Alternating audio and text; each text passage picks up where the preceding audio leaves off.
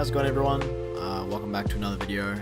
In today's video we're going to be doing another speed art. I've been super busy working with the Sidemen, so I haven't really had time to do a lot of freelance stuff, but now I've got some time, so I thought I'd give something a go.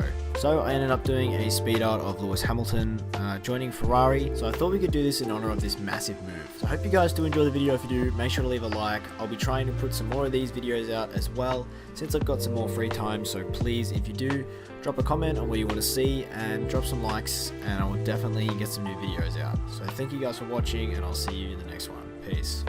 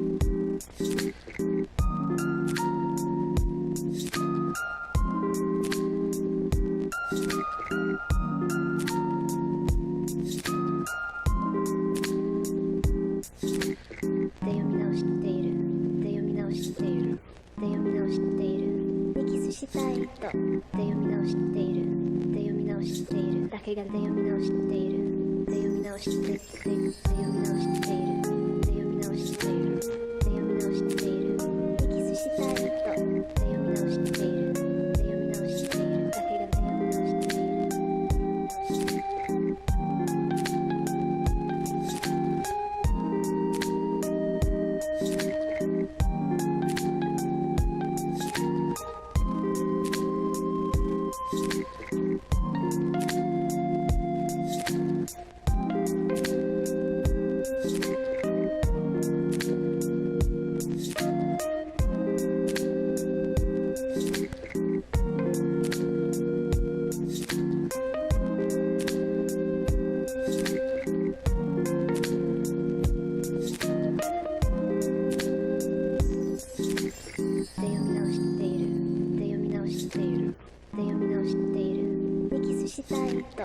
読み直しているで読み直しているだけがで読み直しているで読み直しているで読み直しているで読み直しているで読み直しているでキスしたい人で読み直しているで読み直しているだけがで読み直しているで読み直している